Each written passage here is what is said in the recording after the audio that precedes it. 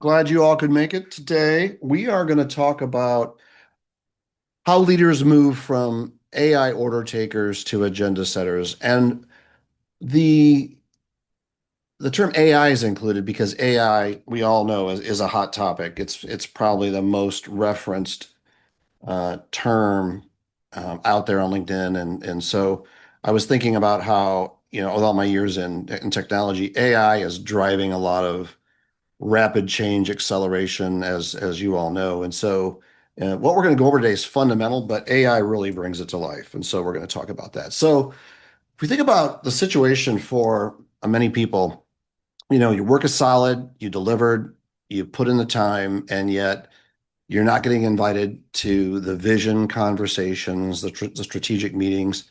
You might be handed the agenda that you never had a say in what it would be. You never had a input to the vision. You have timelines that you've never agreed to. I'm not sure if you've had that. And then you've got this accountability that lands on your lap, and you're the one that's responsible even when it goes wrong. And so the situation, it's not a performance problem. It's more of a positioning problem, and that's going to change based on what we talk about today. So I'm inviting you to enter into this and explore this. And so, have you ever walked out of an executive meeting and think, I should have said something different in there. I knew the answer, I just couldn't get it across. Or I agreed to the timeline, I knew it was wrong, and I didn't have the language or even the courage to push back. And it's that moment that we're here to fix today, that we're here to talk about how to work through that, break through that, and be successful. And then there's the feedback that you might get. The feedback I hear often that my clients hear feedback like, you need more executive presence. You're not quite ready for the next level. You really need to be more strategic. And there's no definition. What does it mean? What does executive presence mean? There's no roadmap how to get there. There's no instructions on what that means. There's just a judgment, and you're expected to figure it out on your own. And so, what we're going to talk about today, by the end of the session, you're going to have three things. And these three things, if take some notes, be prepared to think through some examples. These will make a huge difference immediately back when you get back to the office on Monday. So the first thing is the single reframe that changes how senior leaders hear your recommendations. It changes how senior leaders see you.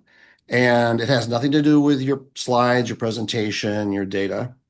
The second thing we're going to go over is the exact structure that executives use to evaluate options. Most tech leaders that I talk to and have known skip the most important part of this, and they never know it. And then thirdly, we're going to offer word for word questions you can use in your next AI conversations. And that's ones that signal immediately that you belong at the table, that you should be pulled up front and included. And so, what will change when that happens? So, picture what changes when you've installed these three moves. First, you're going to make recommendations that get funded. And today they might be AI recommendations. Two, the ideas that you bring forth are going to get credited that you were the one that brought it forth. And three, when you walk into an executive meeting, you're seen as the person who shapes the agenda, not just reacting to it and told what to do. And so you're gonna stop being the best kept secret in your organization. And then the call comes. And I've seen this time and time again. I've saw it with myself. I've seen it with my clients. The title that you've been wanting is finally yours. Your compensation jumps 30, 40, sometimes 50%. When you walk into the executive suite or the boardroom, you feel like you belong there. Other people feel like you belong there, and everyone in the room knows it. It's a situation where your name will start coming up without hesitation because you'd already been up showing that way. The ideal situation is when you get promoted and somebody says, "Oh, I already thought you were at that level." So why can I tell you this? Like, why should you even listen to me? Well, I was a CIO, and I've been in the room when the strategy got set. I've been in the room when the promotion decisions happened. I know what senior leaders are saying about the tech leaders who get there, and I know what they say about the ones who don't. And so I spent years teaching IT leaders to show up like the first group. I've coached over 100 executives. People that I've worked with have seen promotion and comp increases anywhere from 30 to 60% within a year. I've had clients at Deloitte, Stripe, Google, Google, LinkedIn, and many, many other companies. And today you're going to get a view inside that room that I've worked in. And I really encourage you to stick around to the end because those that are around to the very end, I'm going to offer you a little gift, something that I developed that will be helpful to you as you go forward from here. So there's a belief that keeps a lot of leaders stuck. One is that most tech leaders believe this term executive presence is something that you have or you don't have. And they watch peers, other people get promoted, and they come up with this idea that you have to be born with it. There's something special about that person, and that they somehow picked it up along the way, or maybe they mimicked a mentor. And that belief itself is the problem, and it's costing you. And so there's a shift that changes everything. That executive presence, it's not a personality trait. It's a set of observable, learnable behaviors. It can be learned. And the leaders that get pulled into strategic conversations early are not necessarily more charismatic or even more political. It's what they're saying, how they're showing up in specific moments in a specific way. And that in itself is a skill, and we can learn the skill. And so it's not about a performance to pull off, it's a practice you install. We call this strategic autonomy. And so today we're going to talk about strategic autonomy, what sits inside a broader framework that I call executive freedom. So you're going to hear both of these terms. And so strategic autonomy is about three moves and one overall shift. And so most technology leaders, they don't know about these, they don't think about these, they weren't trained in these. And it's not that they lack the ability to do it, it's just that no one showed them. And they watch other people and don't really understand that's what's going on. And so we're going to go over these three things. These are your three big takeaways. Again, I encourage you to take some notes and let's jump into these. So the first one, the first move in moving from an order taker to an agenda setter. We have probably all been in a situation where we're told by an executive that we need this feature by second quarter. Can you do it? And for a lot of people, the response is, yeah, we'll do it. They're nervous. They don't know what to say. So they say, okay, they don't think it through. And that can lead to problems, which we'll talk about. When we talk about strategic autonomy, we're talking about a response that's more like, what business outcomes are we actually aiming for in Q2? It's about stepping back, examining the frame, getting upstream before making a commitment. And people without the skill, they either don't know to do that or they're uncomfortable doing it. And when we hold these roles, we have every right to do it and that we can develop that skill.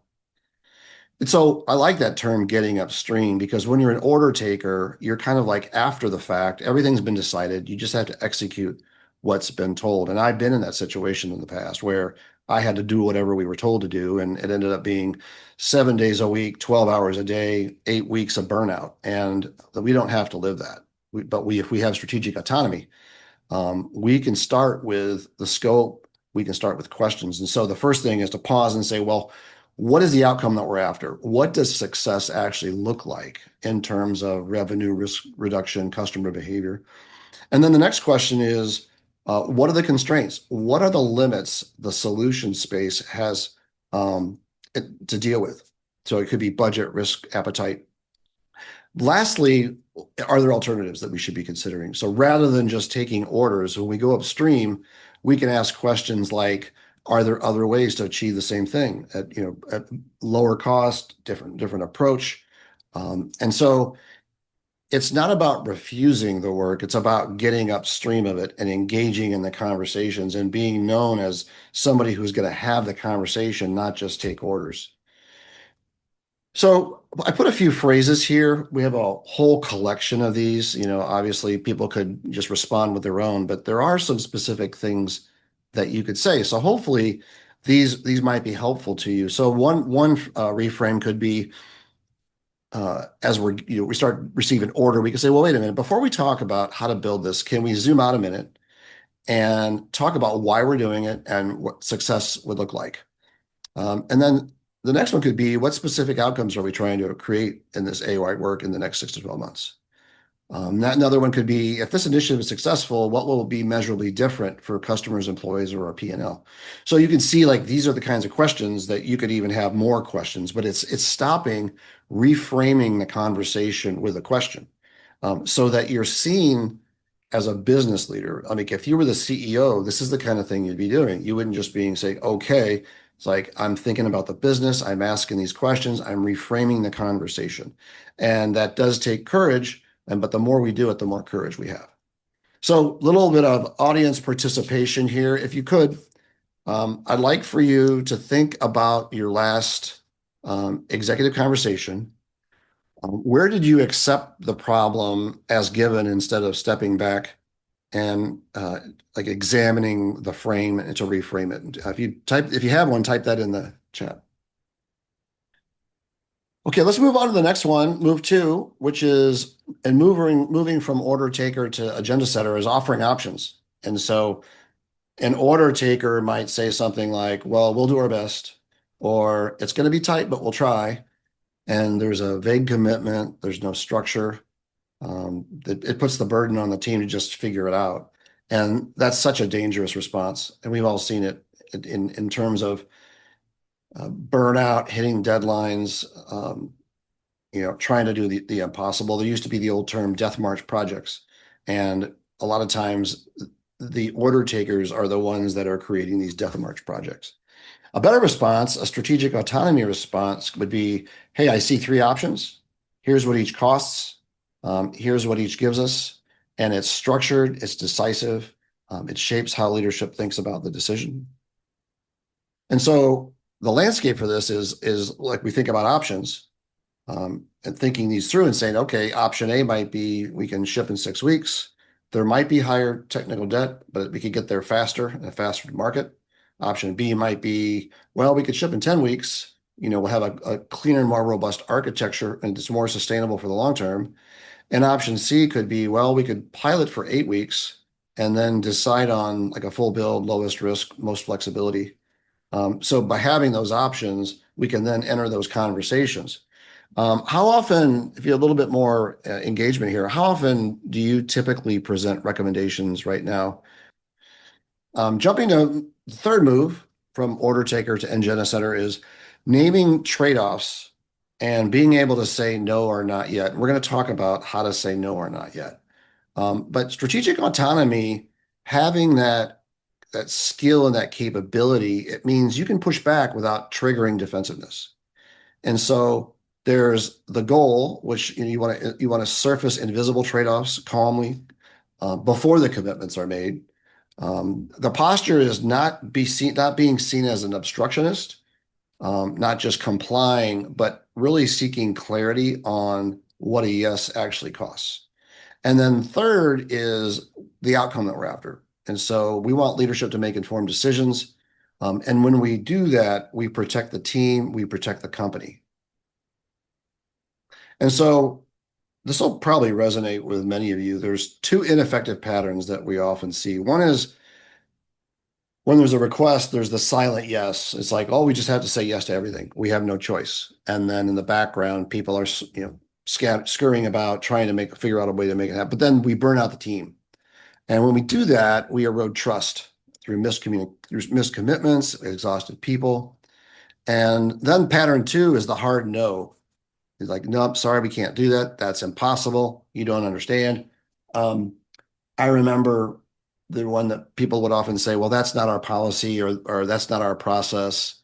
And when there's just this flat no, it sounds like an obstructionist. It can create defensiveness.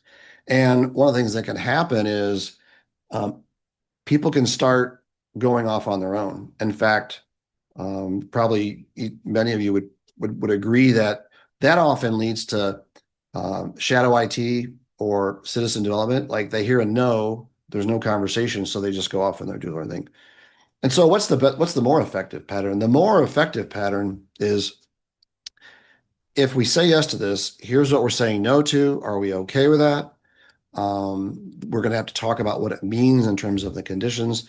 And so it's not about stonewalling. It's about making the implicit explicit. It's about having the conversation. I was working with a client a couple of years ago, very, probably Fortune 10 company, and the IT organization was in a place where they were just accepting whatever came in, like they had no choice. And it kept getting snowball, snowball, snowball, and people were getting burned out. And I worked with a team to work on trade options and trade-offs. And the complaint was, well, that takes so much time. But then, well, yeah, but what about the consequence of not taking that time? And so they actually put some processes and practice in place to actually look at the trade-offs, to look at the options, and take the time to work through it to get so that they worked on things that they could be successful with. So phrases that name the trade-off, if we keep this AI scope and date, here's what we're saying no to, here's what the risk profile we're accepting. Another one might be, what are we implicitly saying no to elsewhere in the portfolio, and are we comfortable with that trade-off? And then if we hit this date, but only if we defer the security hardening till work three. So there's a trade-off here. Is that the trade-off that leadership's willing to make? So you can see here that it's a conversation, it's a question. All three of these moves are about that. And making trade-offs can have or not can have a serious impact on your reputation as a leader. So when you calmly put them on the table, things that you can do is you can A, prevent bad decisions from happening, B, protect the team from the unwinnable commitments of the death march, C, prevent self-inflicted, not the ones slowing things down. And so this is what strategic autonomy is about. So um, have any of you introduced a trade-off within the last 30 days that you would like to share? I mean, the trade-offs. And so the overall pattern of strategic autonomy is, number one, we want to restate the goal in business terms. So why are we doing this? There's a lot of confusion today, especially with AI. There's an AI initiative is kicked off, and then the people downstream that were given the orders don't understand the exact why, or there's different interpretations of the why. So strategic autonomy is stepping up to the table with all the executives, maybe even the board, and saying, we got to be very clear about what our goal is here. Make sure we all are aligned to have a shared understanding. So much of that's not happening today. Number two is let's lay out the options. We don't necessarily do exactly what was told, but let's talk about the options that we have. What do they mean? What are the consequences? And how does that address the goal? And then we just talked about trade-offs.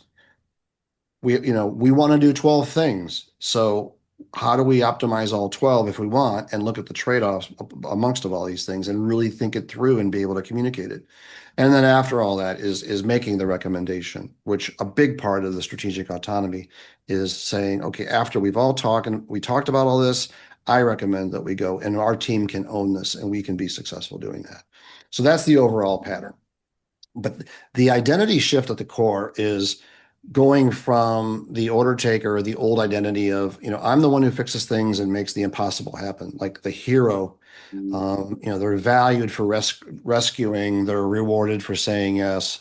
The new identity with executive presence, executive freedom, strategic autonomy is my job is guiding which problems we solve, in what order, with what level of risk. I noticed there's some, I think Adobe like did some duplication on the some of the words on here. I'm noticing, and we had that spell check, so I apologize for that. We're gonna have to look into what happened there. But the new identity is a strategic partner. You're valued for judgment. You're trusted with a mandate. You're seen as a trusted partner, an executive sitting at the table. And so it's not just about the language; it's about an identity shift. The elements of executive presence, the elements of strategic autonomy, being a trusted partner with the business. So here's what we have. We've come from this angle. We discovered, the belief that's keeping a lot of people stuck in terms of what executive presence means, and either I have it or I don't. The reframe that changes everything. We talked about the three specific moves that shift how senior leaders are seen and how you're seen in strategic conversation. We've talked about the word for word language that you can use starting next week.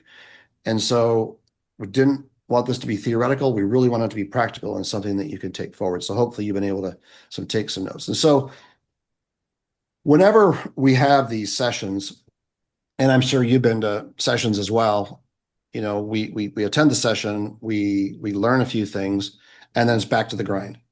And so we go back, we hope to implement a few things. 48 hours later, we're back to political pressure, we're back to where we were. And then the old habits kick in. And then by next week, we're not doing anything that we learned about. We're just back to where we were. And so the reason it happens is because there's no structure to practice these three things. There's no accountability, there's no peer support, there's no place to like workshop these things. And so what I wanted to do is check in with you on today. Was this worthwhile? Did you learn something new? And can you use what we talked about in the next 30 days? So if you could chat, put your answer in the chat. So, one, was it worthwhile? Two, did you learn something new? Three, can you learn this? Can you use this in the next 30 days? If all three apply, put one, two, three. I'd love to hear from you all. All right. So whenever we are in a session like this, there's always two choices. One is, we can learn it and go it alone, try to apply it. And you could absolutely do these things on your own. And then the other path is with a coach and a cohort. So there's times where I have gone to a webinar, a class, and I'm like, yep, I'm good.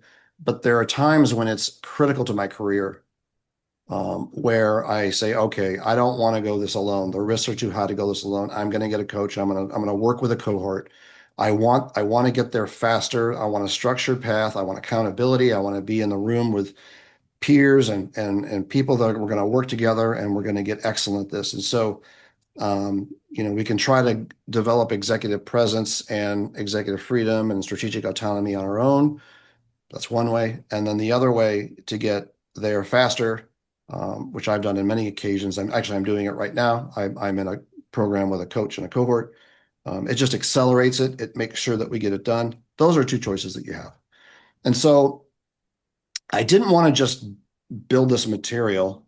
I've got an ebook on this.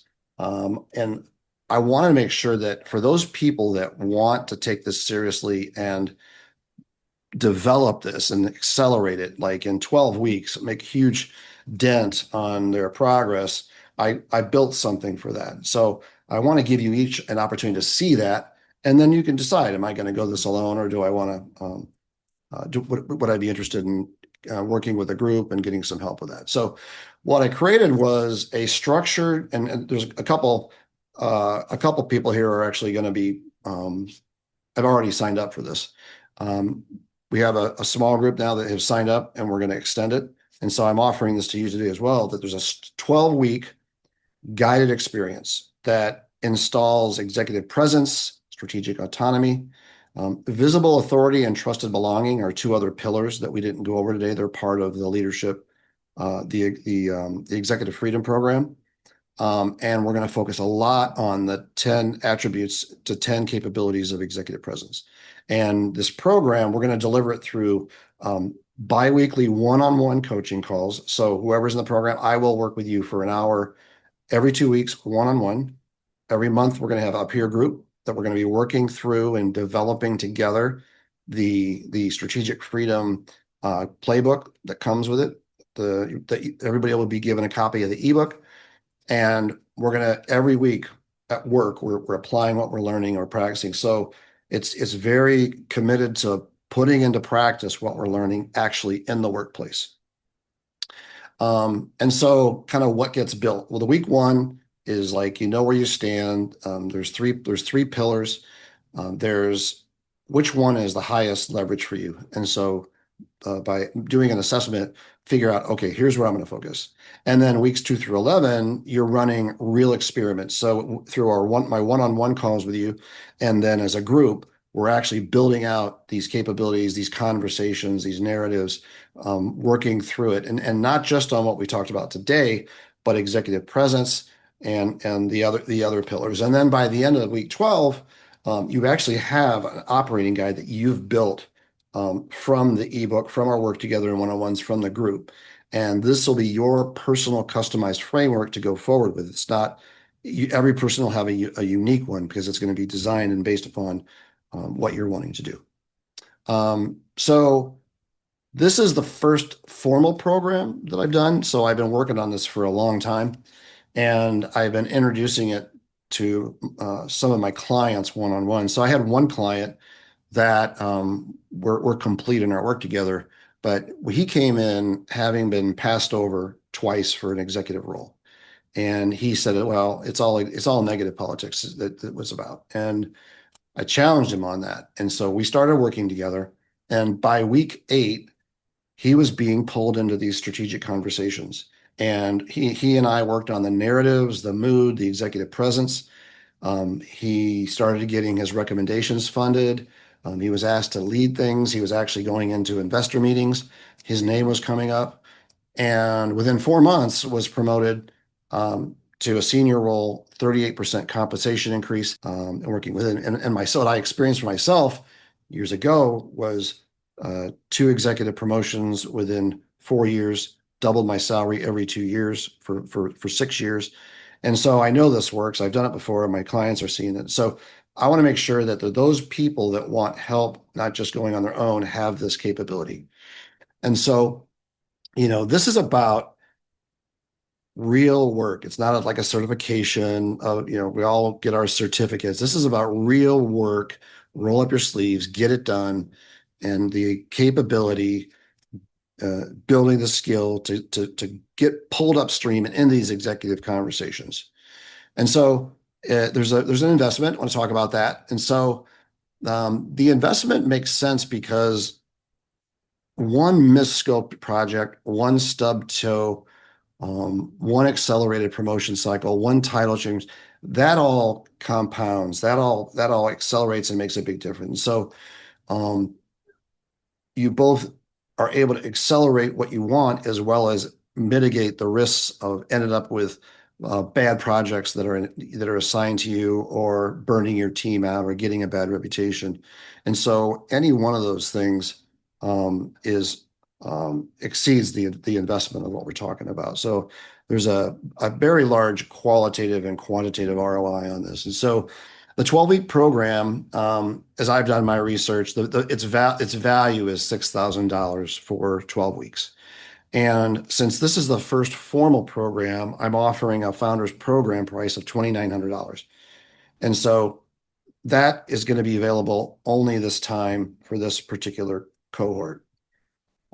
So if you're interested in this, you can there's the QR code, or go to my website shown there to enroll and lock in your seat. We're going to start the 14th. So starting the 14th, the initial one-on-one calls will be happening, and then we'll have a monthly call after that. So you can just go ahead and book it. The first session, we had a couple people that got their credit cards out, and they booked the first day, and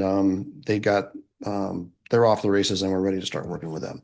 And so here's something else: is for anybody that enrolls by Monday at midnight. I like fast action. I'm a fast action person. So when something comes up, I'm like, you know what? I need to invest in this. I'm going to do this. I want the return. I'm going to move quick.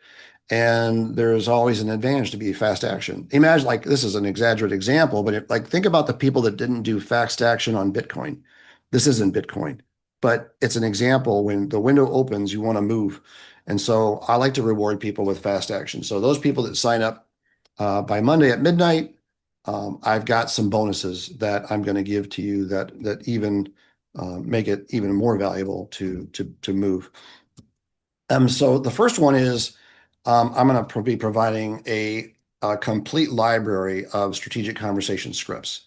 And so these are scripts that are very relevant to situations that we talked about today, whether it be board update, it could be vendor, it could be pilot discussions, risk discussions. And so these are going to be basically swapped to help people with their narratives, because I think that's where a lot of people struggle, is in what to say based on the context. And so when you're in a high pressure situation, you're going in, you can draw from this and take advantage of it. So the value of that, based on my assessment analysis, is about $497. The second bonus is just a one-page executive brief template. And so this is something if you're going to go into an executive briefing, executives like one page. And so this is going to be, be sort of different templates for one page to go into executive meeting. And so it's like headline first, outcome focused, recommendation clear, decision explicit. So this is a ripe set of we often call it swap content, meaning you can swap it and use it. But these brief templates, we value that at 297, so we'll throw that in as well for the people that take fast action. This one is going to be really helpful. This is going to be a detailed self-assessment on all of the pillars, on all of the competencies, including executive presence. And this is going to be an assessment tool that this bonus, you can take it at the beginning when we start, and then at the end, take it again to kind of see how you progress through it. And so it's going to help be like a measurement tool on where to focus and where to put your energies in all this. And then the last one, which this is my favorite because this is a private one-on-one call with me up front that is going to go deep. We're going to go deep into your assessment, the pillars. We're going to do a lot of planning around the conversations coming up. We might do some role play. This is going to be much deeper and richer than the regular one-on-one, and so it's a really great way to kind of kick off the engagement. And so that's valued at $600, and it's a great way to start the program. So when you look at all of that and the value of that, so the 12-week challenge is going to be $6,000 when I go formal. You think of the bonus, the conversation script library that you get, the one-page executive brief template, the self-assessment, and then the fast track call. All of those add up to about a $7,500 value. And all of that, for those people that sign up by Monday night at midnight, will get that all for $2,900. And so then I like to talk about risk because I think some people like, $2,900, which is a pretty good deal given the value is almost eight. I want to know it's going to produce what I'm hoping for. And so what I do is like, okay, and I don't normally do this. I've never had somebody bail out of what we're doing. But for this, I decided I'm going to offer a money back guarantee that if you join and after within the first 30 days, you don't feel like it's helping, you don't feel like it's going, and it's if you're doing the work, you got to be doing the work. But if you're doing the work, you're on the live calls, we're working together, and you just feel like it's not making progress, if you email me by day 31, I'll refund your money. No argument, no debating, no hoops to jump through. And I'm just that confident. And so I'm offering that. The risk of not doing it, and I often think about this when I'm joining a program, I'm actually in two programs right now, and is that, you know what?